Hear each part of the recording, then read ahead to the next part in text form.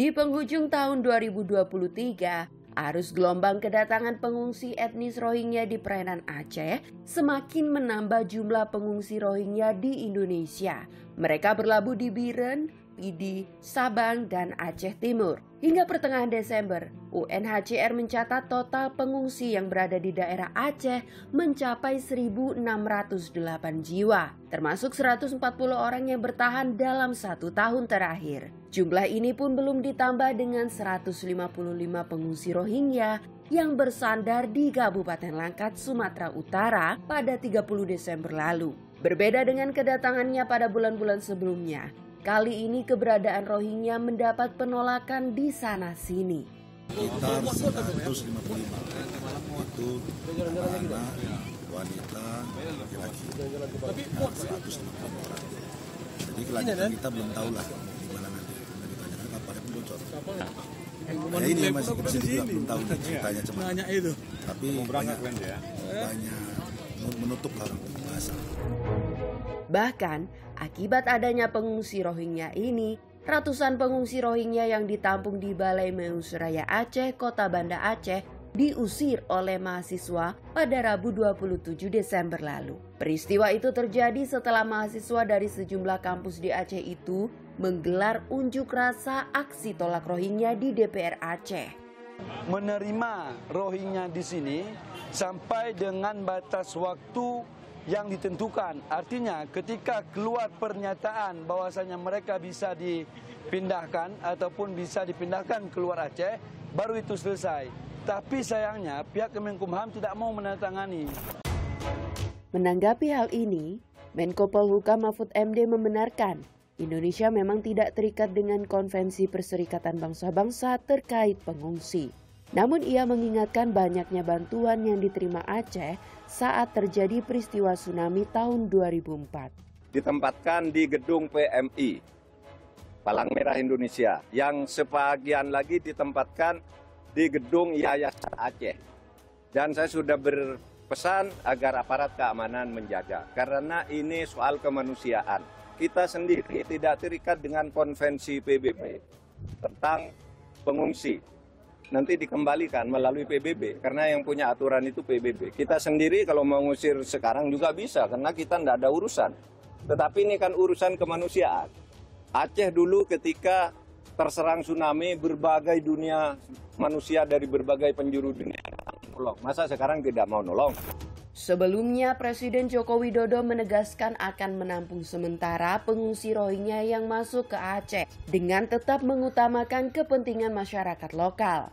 Hal ini akan beriringan dengan proses komunikasi pemerintah dengan organisasi internasional seperti UNHCR.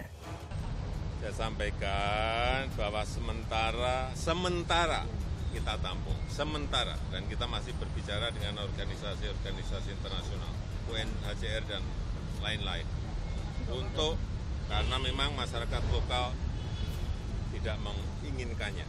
Ya. Kondisi ini mulai terjadi sejak 2017.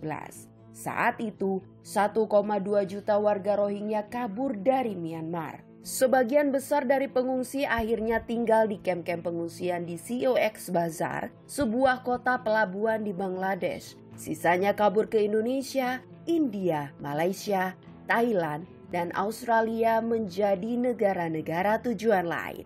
Perlu jadi catatan, Indonesia bukan jadi negara tujuan utama pengungsi Rohingya. Indonesia hanya menjadi tempat transit karena para pengungsi Rohingya tidak bisa mendarat di Malaysia akibat penjagaan perbatasan yang ketat.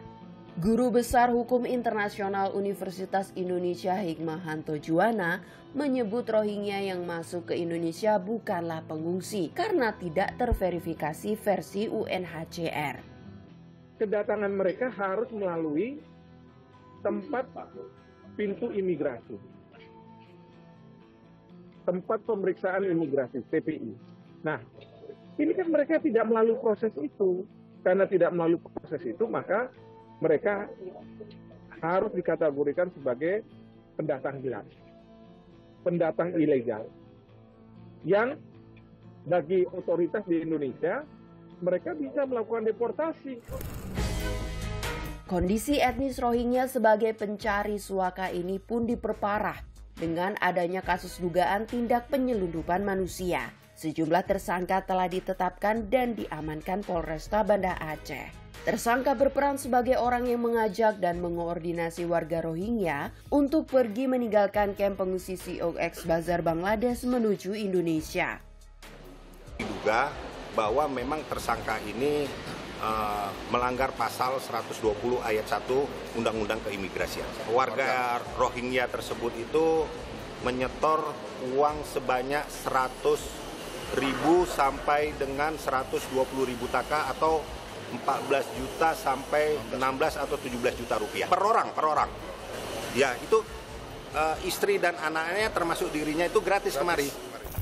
Sementara itu, pelapor khusus PBB untuk situasi hak asasi di Myanmar Tom Andrews memiliki pandangan lain. Ia menyebut penolakan Rohingya di Indonesia karena adanya kesalahan informasi dan kurang pahamnya masyarakat tentang kejahatan kemanusiaan terhadap Rohingya. Dia juga berharap negara sekitar Myanmar bekerja sama untuk membantu warga Rohingya dan menyelesaikan krisis ini.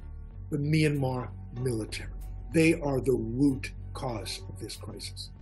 Provide Bangladesh with the support that they need and deserve to provide Rohingya humane, livable conditions. Only a fraction of what Bangladesh needs to support the Rohingya is being provided by the international community. There is an urgent need for nations in the region to work together toward a regional solution to the plight of those Rohingya who are in peril at sea. No one state, including Indonesia, should be expected to take this responsibility on alone. Coordinated efforts should include a robust search and rescue operation and support for those nations who provide these desperate Rohingya families with the help that they need. Etnis Rohingya yang terus berdatangan ke perairan Indonesia memang memicu polemik. Adanya penolakan dari warga memang berbanding terbalik dengan kondisi etnis Rohingya yang mencari suaka terbaik. Pemerintah juga harus bersikap tegas, memutus jalur masuk para pencari suaka secara ilegal yang kini dilakukan melalui penyelundupan manusia. Dengan dalih apapun, masuknya orang asing ke dalam batas teritori negara secara ilegal bisa merusak keamanan negara kesatuan Republik Indonesia.